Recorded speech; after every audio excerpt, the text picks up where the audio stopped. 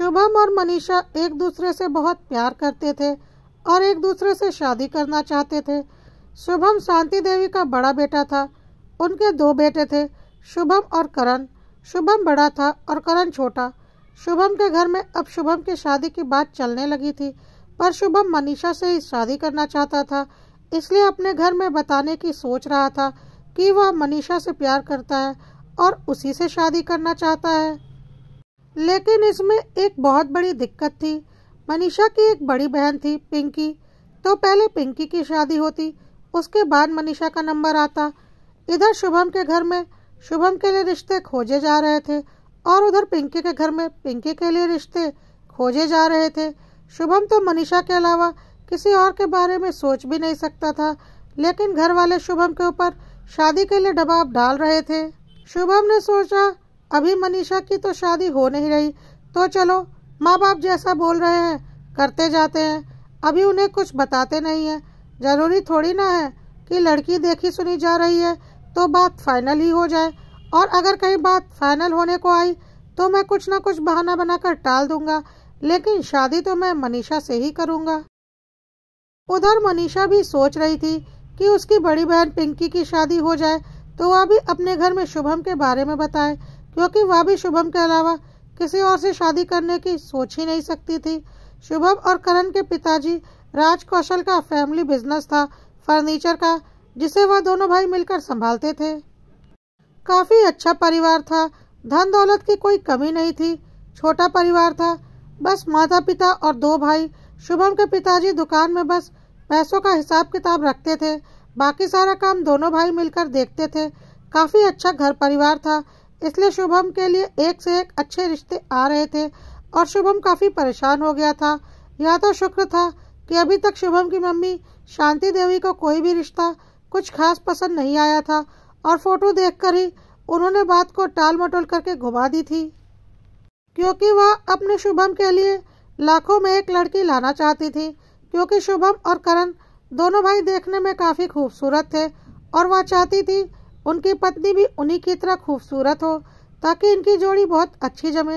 इसी बीच एक दिन पिंकी का रिश्ता शुभम के लिए आया। शुभम ने पिंकी को कभी देखा नहीं था और वह नहीं समझ पाया कि पिंकी मनीषा की ही बड़ी बहन है। शायद उसने कभी मनीषा के मोबाइल में पिंकी की फोटो देखी होगी, पर वह ठीक से पहचान नहीं पाया।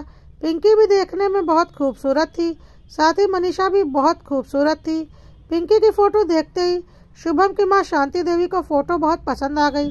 उन्होंने कहा, लड़की तो बहुत खूबसूरत है, मुझे ऐसी ही लड़की शुभम के लिए चाहिए थी। अब इस लड़की को देखने का कार्यक्रम बनाया जाए। अगर लड़की सच में फोटो के जैसी खूबसूरत निकली तो यह शादी हम फाइनल कर लेंगे। अब तो शुभम को बहुत टेंशन होने लगी कि कहीं ऐसा ना हो कि पिंकी मम्मी को पसंद आ जाए और फिर उसकी शादी फाइनल कर दी जाए। तो वह तरह तरह के बहाने सोचने लगा शादी को टालने के लिए, क्योंकि पिंकी की फोटो शुभम ने भी देखी थी और उसे लग रहा था पिंकी को उसकी मम्मी जरूर पसंद कर लेंगी। तब वह क्या बोलेगा इस रिश्ते को टालने के लिए। अभी तक तो किसी लड़की को देखने वह नहीं गया था, क्योंकि किसी भी लड़की की फोटो उसकी मम्मी को पसंद आई ही नहीं थी। पर अब लड़की देखने का प्रोग्राम फाइनल हो चुका था और निश्चित दिन पर शुभम और उसके मम्मी पापा और छोटा भाई करण पिंकी को देखने के लिए उसके घर पहुंचे। पिंकी वाकई में बहुत ज्यादा खूबसूरत थी और उसे देखते ही कोई भी पसंद कर लेता। ऊपर से बहुत ही व्यवहार कुशल भी थी, साथ ही साथ पढ़ी लिखी व पाक कला में भी निपुण थी, क्योंकि सारा कुछ खाना उसने खुद ही बनाया था जो शुभम और उसके घर वालों के सामने परोसा गया था। तो पिंकी में कोई भी बात नापसंद करने वाली थी ही नहीं और कोई भी पिंकी को एक बार में ही पसंद कर लेता। अब तो शुभम को लगने लगा कि उसकी माँ तो पिंकी को हर हाल में पसंद कर लेंगी और वह क्या बोलेगा, क्योंकि पिंकी में कभी निकालने लायक कोई बात थी ही नहीं। शुभम की माँ शांति देवी ने सचमुच पिंकी को पसंद कर लिया और बोला, हमें आपकी बेटी बहुत पसंद है और हम आपकी बेटी और शुभम की शादी के लिए तैयार हैं। आप लोग भी सोचकर बता दीजिए। पिंकी के मम्मी पापा ने बोला, अरे इसमें सोचना क्या है, हमें आपका बेटा पसंद था तभी तो पिंकी का रिश्ता आपके घर भेजा था। हमें भी यह रिश्ता मंजूर है। अब तो शुभम की हालत खराब हो चुकी थी। करण को भी लग रहा था कि बहुत ही खूबसूरत भाभी मिल रही है उसे। तभी पिंकी की छोटी बहन मनीषा अंदर के कमरे से बाहर आई, क्योंकि अभी तक वह बाहर नहीं आई थी, क्योंकि शादी की बात फाइनल नहीं हुई थी और उसके मम्मी पापा ने कहा था कि जब तक पिंकी की शादी की बात फाइनल ना हो जाए तुम बाहर मत आना, क्योंकि कई बार ऐसा होता है कि एक लड़की को देखने लड़के वाले आए रहते हैं और दूसरी लड़की को पसंद कर लेते हैं। इसलिए जब तक बात फाइनल ना हो जाए तुम अपने कमरे से बाहर मत निकलना। इसलिए मनीषा अपने कमरे में ही थी। वैसे तो पिंकी भला की खूबसूरत थी, लेकिन मनीषा भी कोई कम नहीं थी। दोनों बहन एक से बढ़कर एक थी, इसलिए मनीषा बाहर नहीं आ रही थी। लेकिन जब बात फाइनल हो गई तो अपने होने वाले जीजू को देखने के लिए वह व्याकुल हो गई और बाहर आ गई। लेकिन बाहर आते ही मनीष को देखकर वह हैरान हो गई। मनीष ने उसे फोन पर बताया था कि आज उसे किसी लड़की को देखने जाना है और वह बहुत खूबसूरत है। उसकी मम्मी उसे जरूर पसंद कर लेंगी, लेकिन कोई ना कोई बहाना बनाकर वह उस रिश्ते के लिए मना कर ही देगा। लेकिन मनीषा ने यह नहीं सोचा था कि वह लड़की उसकी अपनी सगी बहन पिंकी होगी। मनीषा और शुभम ने जब एक दूसरे को देखा तो उन्हें सारा माजरा समझ में आ गया कि पिंकी मनीषा की ही बड़ी बहन है। अब तो मनीषा और शुभम की हालत खराब हो गई। अब वह क्या करे, कुछ समझ में नहीं आ रहा था। इधर शुभम परेशान था कि वह मनीषा की बहन से शादी के लिए हाँ कैसे कर सकता है, और उधर मनीषा परेशान थी कि अपनी बहन के होने वाले जीवन साथी के बारे में वह कैसे बताए कि वह उससे प्यार करती है और उससे शादी करना चाहती है। बहुत परेशान हो गए दोनों, लेकिन कोई कुछ भी बोलने की हिम्मत नहीं कर पा रहा था। और इसके साथ ही पंडित जी को बुला लिया गया सगाई की डेट फाइनल करने के लिए। इतनी जल्दी सगाई की डेट की बात सुनकर मनीषा और शुभम की हालत खराब हो गई और उन्हें सब कुछ बिखरता हुआ नजर आने लगा। शुभम ने सोचा, इस तरह से तो 3-3 जिंदगियां बर्बाद हो जाएंगी। मैं और मनीषा एक दूसरे से प्यार करते हैं तो मैं पिंकी के साथ कभी खुश नहीं रह पाऊंगा। मनीषा और पिंकी भी आपस में दुश्मन बन जाएंगी। जब पिंकी को यह पता चलेगा कि मनीषा की वजह से मैं उसके साथ खुश नहीं हूँ, और मनीषा भी पिंकी से और मुझसे चिढ़ने लगेगी क्योंकि उसकी जगह पिंकी ले लेगी। इस तरह से सारे रिश्ते खराब हो जाएंगे। इससे तो अच्छा है कि सब कुछ सच सच बता दिया जाए। आज नहीं तो कल यह बात बोलनी ही है, तो आज ही हिम्मत करके यह बात बता दी जाए ताकि यह बात आगे ना बढ़े और कोई रिश्ता बिगड़े ना। इसलिए शुभम ने अचानक ही बोला, मैं यह शादी नहीं कर सकता। यह सुनकर शुभम के मम्मी पापा और पिंकी के मम्मी पापा दोनों अवाक रह गए।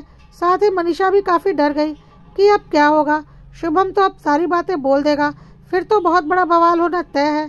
पिंकी का भी चेहरा उदास हो गया कि ऐसा क्या हो गया कि शुभम उससे शादी के लिए मना कर रहा है। खैर, शुभम ने आगे बोला, मैं सच कह रहा हूँ, मैं यह शादी नहीं कर सकता, नहीं तो सारे रिश्ते ऐसे उलझ जाएंगे जो कभी नहीं सुलझेंगे। शुभम की मम्मी ने बोला, पागल हो गए हो क्या, कैसी बातें कर रहे हो? इतनी अच्छी लड़की है पिंकी और तुम बोल रहे हो तुम यह शादी नहीं कर सकते?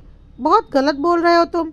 यह शादी हमने फाइनल कर दी है और पिंकी जैसी अच्छी बहू दोबारा मिलनी मुश्किल है, तो तुम्हें तो यह शादी करनी ही पड़ेगी। अब शुभम ने साफ साफ बोल दिया कि मैं और मनीषा एक दूसरे को बहुत टाइम से जानते हैं। मुझे नहीं पता था पिंकी मनीषा की ही बड़ी बहन है। मैं और मनीषा शादी करना चाहते हैं। मैं बड़ा हूँ, इसलिए मेरी शादी खोजी जा रही है और मनीषा की एक बड़ी बहन है, यह बात मुझे पता था और उसकी शादी खोजी जा रही है।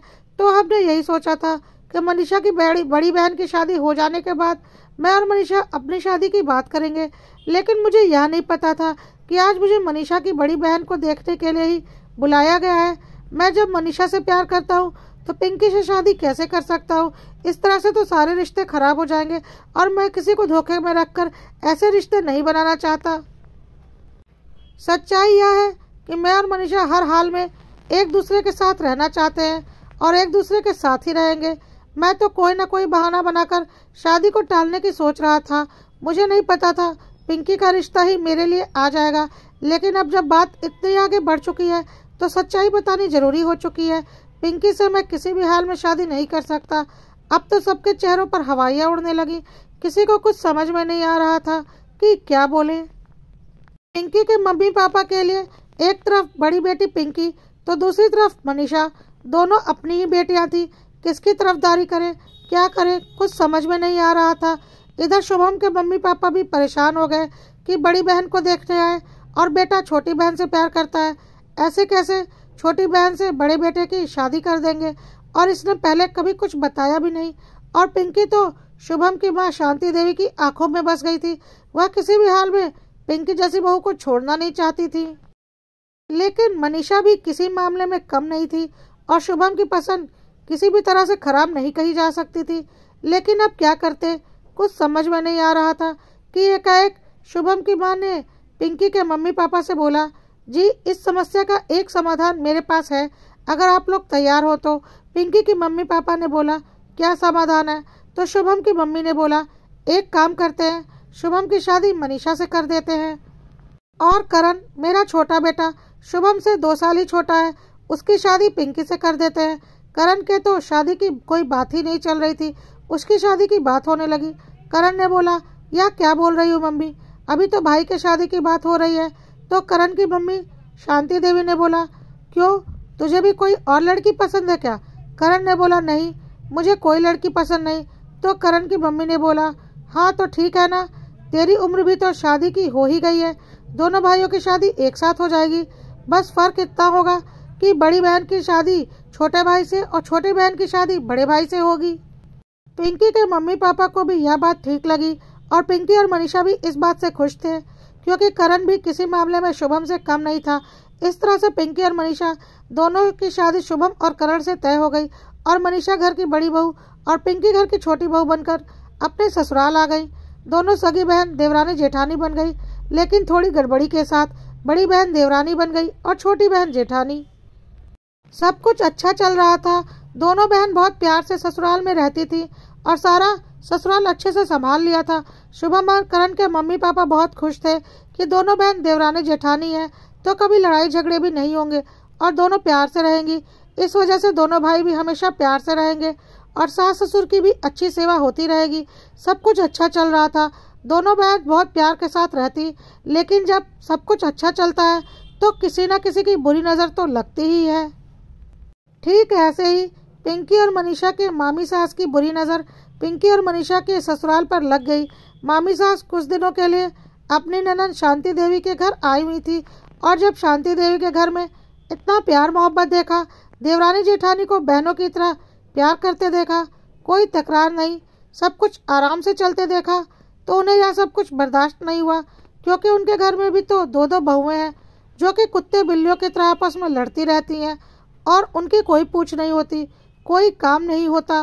दोनों अपना अपना चूल्हा चौका अलग अलग बनाती हैं और मन होता है तो सासू माँ को दे देती, नहीं तो सासू माँ को खुद अपना खाना पीना देखना पड़ता है। अपनी ननद की दोनों बहुओं में इतना प्यार से रहते देख मामी सास को बहुत जलन होने लगी अपनी ननद की किस्मत पर।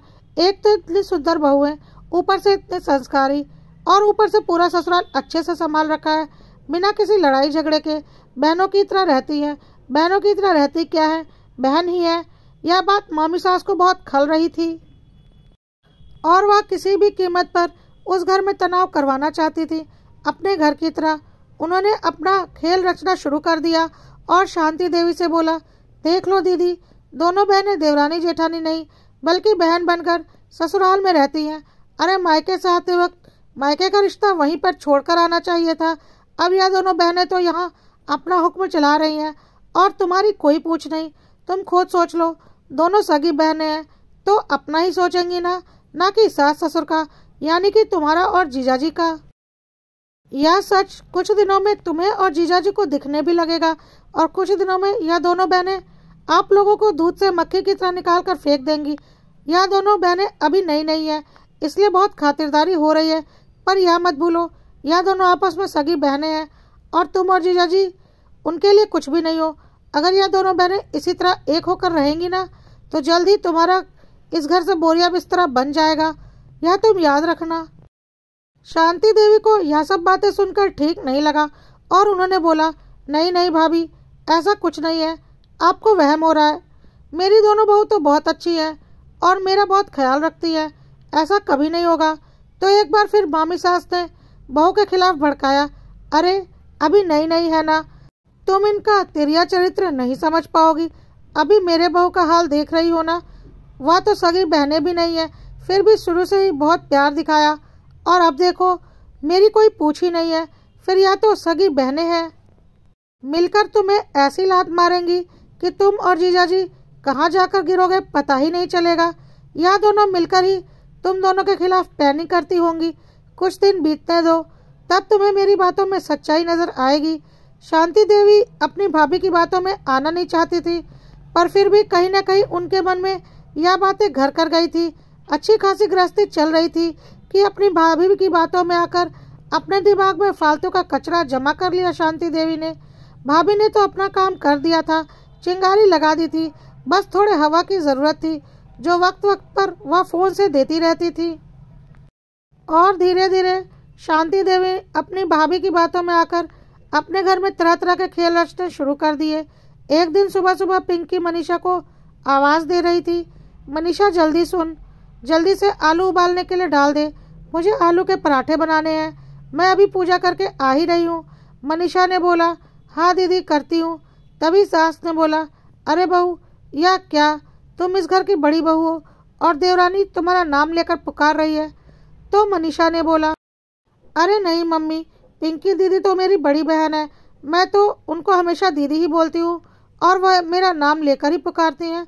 तो सासू माँ ने बोला, हाँ तो वह मायके का रिश्ता था, अब तुम इस घर में बड़ी हो और रिश्ते में तुम अपनी बड़ी बहन से बड़ी हो, तो आइंदा याद रहे पिंकी तुम्हें भाभी बोलेगी या दीदी बोलेगी और तुम पिंकी का नाम लेकर पुकारोगी, पिंकी तुम्हें आप बोलेगी और तुम पिंकी को तुम कहकर बुलाओगी। ससुराल में हो तो ससुराल के रिश्ते निभाओ या मायके वाले रिश्ते मायके में छोड़ दो। मनीषा को बहुत अजीब लगा यह सब सुनकर। पिंकी भी तब तक पूजा करके निकल चुकी थी और यह सब सुनकर उसे भी बहुत अजीब लगा, पर उसने कुछ बोला नहीं। अब बड़ी बहन को छोटी बहन को भाभी बोलने में बहुत संकोच हो रहा था और छोटी बहन को भी बड़ी बहन का नाम लेकर तुम तड़म करने में बहुत संकोच हो रहा था। लेकिन सासू माँ का हुक्म था तो जैसे तैसे वह दोनों इसकी आदत डाल रही थी, जो कि कहीं से भी सही नहीं था।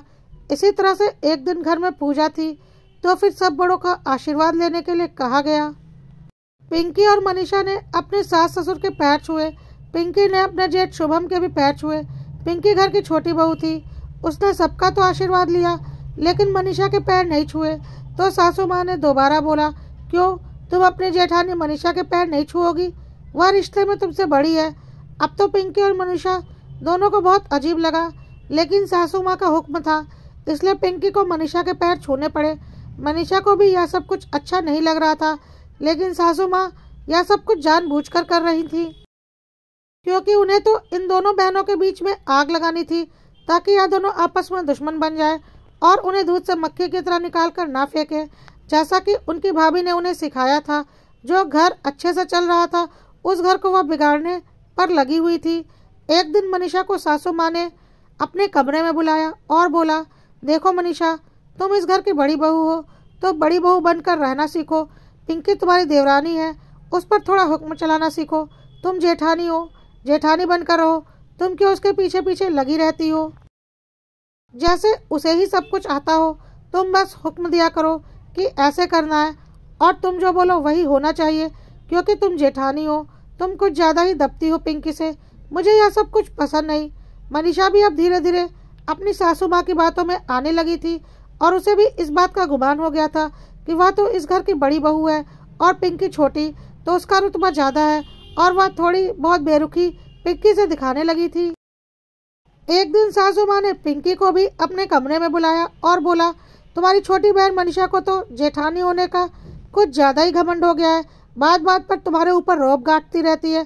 ठीक है, ससुराल के रिश्ते से वह तुमसे बड़ी है, पर तुम भी तो देवरानी का फर्ज निभा ही रही हो। अब देवरानी हो तो देवरानी का फर्ज तो निभाओगी ही, पर इसका यह मतलब तो नहीं कि वह बात बात पर तुम्हारे ऊपर हुक्म चलाए और तुम्हें बेवकूफ़ समझे। ठीक है, रिश्ते में तुमसे बड़ी है, यह बात तो सब जानते हैं, लेकिन समझ में तुमसे ज़्यादा नहीं है, यह बात भी सब जानते हैं, पर फिर भी वह यही चाहती है कि वह जो बोले वही हो। और तुम देवरानी हो तो तुम्हें उसकी बात सुननी पड़ती है। और पता नहीं क्या क्या बोलकर पिंकी के कानों में मनीषा के खिलाफ ढेर सारा जहर भर दिया। पिंकी ने भी बोला, जेठानी है तो क्या हुआ, मैं भी तो इस घर की बहू हूँ, जितना उनका हक है उतना ही हक मेरा भी है, मैं उनका कोई हुक्म मानने वाली नहीं हूँ। इस तरह से शांति देवी ने दोनों बहनों के बीच अच्छी खासी आग लगा दी और अपने भाभी से बीच बीच में फोन पर ट्यूशन लेती रहती थी, आग में घी डालने के लिए कि आगे क्या करना है ताकि उनका रुतबा घर में बना रहे और यह दोनों बहू उनके रुतबे को हटाकर अपना रुतबा कायम ना कर पाए। और भाभी भी उल्टी सीधी पट्टियां पढ़ा दिया करती थी अपनी ननद का घर बर्बाद करवाने के लिए। खैर, अब अगर मनीषा सुबह नाश्ते में आलू के पराठे बनाना चाहती तो पिंकी पनीर के पराठे, अगर मनीषा दोपहर में चावल बनाना चाहती तो पिंकी पुलाव, और हर बात पर उनका टकराव होने लगा। मनीषा अगर जेठानी होने के रोब गाटती तो पिंकी भी देवरानी की तरह बदजुबानी करती और बहू होने का बराबरी का दर्जा दिखाती और बोलती, मैं भी इस घर की बहू हूँ, मेरा भी उतना ही हक है जितना कि तुम्हारा। और इस तरह से दोनों बहनें धीरे धीरे दुश्मन बनती जा रही थी और सासू माँ खुश थी कि अब यह दोनों उनके घर पर अधिकार नहीं कर पाएंगी, घर की मालकिन वही रहेंगी। लेकिन उनको यह समझ में नहीं आ रहा था कि घर की शांति धीरे धीरे भंग हो रही है। दोनों बहनों की वजह से उनके बेटों में भी तनाव बढ़ रहा था और अपने अपने बीवियों का साथ देने के चक्कर में दोनों भाई भी आपस में दुश्मन बनते जा रहे थे। एक दूसरे की शक्ल भी देखना नहीं चाहते थे, जिसका असर बिजनेस पर भी पड़ रहा था और बिजनेस लगातार नुकसान में जा रहा था। और इधर घर में भी देवरानी और जेठानी में निरंतर हो रहे कलह के कारण कोई भी काम सही ढंग से नहीं हो पा रहा था। ना वक्त पर किसी को चाय नाश्ता मिलता, ना खाना, ना घर की साफ सफाई हो पाती, ना कोई बिल भरे जाते, क्योंकि दोनों एक दूसरे से कंपटीशन में रहती कि तुम करो मैं क्यों करूं। और इस चक्कर में कोई भी काम वक्त पर नहीं हो पाता। सासू माँ को लगता था यह सब कुछ करके वह पूरे घर पर एकाधिकार रखेंगी, लेकिन यहाँ तो पासा उल्टा पड़ गया। दोनों बहुएं कुत्ते बिल्ली की तरह लड़ने लगी। सासू माँ को तो चाय पानी की भी दिक्कत हो गई, क्योंकि सासू माँ को एक कप चाय देने के लिए भी दोनों आपस में लड़ जाती कि मैं क्यों बनाऊं, तुम बनाओ। खाना पीना तो दूर की बात थी, दो दो बहुओं के होते हुए भी नौकरानी से खाना पीना बनवाना पड़ रहा था। ससुर जी राज कौशल को नौकर के हाथों का खाना पसंद नहीं आ रहा था, लेकिन दोनों बहू में से कोई भी घर का कोई भी काम करने को तैयार नहीं थी और दोनों के पति अपनी अपनी पत्नियों की साइड लेने के चक्कर में एक दूसरे के कट्टर दुश्मन बन चुके थे और एक दूसरे की शक्ल भी नहीं देखना चाहते थे। एक दिन ससुर जी काफी गुस्सा कर रहे थे। बिजनेस में काफी बड़ा नुकसान हुआ था क्योंकि बिजनेस का काम से बाहर जाना था, लेकिन दोनों भाई कंपटीशन करने के चक्कर में नहीं गए कि मैं क्यों जाऊं वह जाए, और इस चक्कर में बहुत बड़ा नुकसान हो गया। राज कौशल जी ने साफ बोल दिया था कि अगर घर के झगड़े को दुकान में लाओगे तो तुम लोगों को दुकान आने की कोई जरूरत नहीं है। अपना रास्ता नाप लो, यह दुकान मेरी है और जब तुम लोग छोटे थे तब भी मैं इसे चलाता था नौकरों के भरोसे और आगे भी चला लूंगा नौकरों के भरोसे। बेटों के होते हुए भी मुझे दूसरों का सहारा लेना पड़ेगा क्योंकि बेटे अपने अपने बीवियों की लड़ाई में पड़े हुए हैं और घर का बिजनेस खराब हो रहा है। लेकिन फिर भी बेटों को कुछ समझ में नहीं आ रहा था। इधर शांति देवी भी घर में इतना तांडव कराने के बाद भी परेशान ही थी। कहाँ वह महारानी बनना चाहती थी और कहाँ नौकरानी वाला हाल हो गया था। दोनों बहुओं में से कोई भी कुछ भी करने को तैयार नहीं होती। एक गिलास पानी भी सासू माँ को खुद जाकर लेना पड़ता क्योंकि कोई एक गिलास पानी देने को भी तैयार नहीं होती। ऊपर से बिजनेस में लगातार डूब रहा था। राम लक्ष्मण से भाई दुश्मन बन गए थे, लेकिन शांति देवी को समझ में नहीं आ रहा था कि यह सब उनकी करनी का ही फल है। कहाँ दोनों देवरानी जेठानी बहनों की तरह प्यार से रहती थी और कहाँ बहनों को देवरानी जेठानी बनाकर रख दिया। खैर, दोनों बेटों ने अपने पिताजी से बोल दिया कि आप बिजनेस का बंटवारा कर दीजिए, हम एक साथ काम नहीं कर सकते हैं। तो उनके पिताजी ने बोला, तो जाकर अपना रास्ता नाप लो, यह बिजनेस मेरा है और मैं यह तुम दोनों में से किसी को नहीं देने वाला जब तक मैं जिंदा हूँ। मेरे मरने के बाद तुम लोगों को जो ठीक लगे करना, पर अभी तो मैं इसे चला लूंगा। अपने गुजारे के लिए तुम लोग कोई और काम धंधा देख लो या अपना बिजनेस खोल लो। दोनों बेटे तमतमाते हुए बाहर आ गए और सीधा घर जाकर माँ के ऊपर चिल्लाना शुरू किया कि पिताजी ने खुद को समझ क्या रखा है, इतने सालों से हम बिजनेस संभाल रहे हैं और हमें ही दुकान से बाहर निकाल दिया। क्या हमारा उस दुकान पर कोई हक नहीं? हमने मेहनत नहीं की है? क्या गलत बोला? अपना हक ही तो मांगा, अपना हिस्सा ही तो मांगा था। सुनकर शांति देवी को बहुत जोर का झटका लगा और बोला, आज तक तो उस दुकान को इतने प्यार से चला रहे थे, आज क्या हो गया कि तुम लोगों को अलग अलग हिस्से चाहिए। तो शुभम ने बोला, दुकान के ही नहीं, अब तो घर के भी हिस्से होंगे। देखते हैं पापा हमें कैसे रोक लेंगे। हम कोर्ट जाएंगे, हमें हमारा हक चाहिए। अब एक साथ रहना संभव नहीं है। अब इस घर के भी 2 हिस्से होंगे और दुकान के भी 2 हिस्से होंगे। तब तक उनके पिताजी राज कौशल भी घर आ चुके थे और यह सब कुछ देख रहे थे। उनकी आंखों से आंसू आ रहे थे। वह चुपचाप अपने रूम में चले गए। पीछे से उनकी पत्नी भी गई और बोली, यह क्या हो गया? हमारे घर में कितना अच्छा परिवार था हमारा। दोनों भाई राम लक्ष्मण जैसे थे। दोनों बहुएं बहनों की तरह रहती थी। कभी देवरानी जेठानी नहीं बनी। और यह क्या हो गया कि सब कुछ बिखर गया। अब वह कैसे बोलती कि यह सब कुछ उनका ही किया धरा है। अपनी भाभी की बातों में आकर उन्होंने अपने हाथों से अपने घर में आग लगा ली और बहनों को देवरानी जेठानी बना दिया, जिसकी वजह से उनके पतियों में भी दुश्मनी पनप गई और दोनों भाई भी आपस में दुश्मन बन चुके हैं। कहाँ वह पूरे घर पर अपना राजपाट चलाना चाहती थी और कहाँ आज घर टूटने की कगार पर है। कोई किसी से कम नहीं होना चाहता और किसी तरह का समझौता करना नहीं चाहता। सासू माँ को कुछ समझ में नहीं आ रहा था कि वह क्या करे। आज अपने ही बिछाए जाल में वह फंस चुकी थी और उनकी भाभी बहुत खुश थी कि जो उसके घर का हाल था वही आज उसकी प्यारी ननन के घर का हाल था और वह चैन की सांस ले रही थी। और शांति देवी अपने किए पर पछता रही थी क्योंकि वह दूसरों की बातों में आकर अपना घर तोड़ चुकी थी।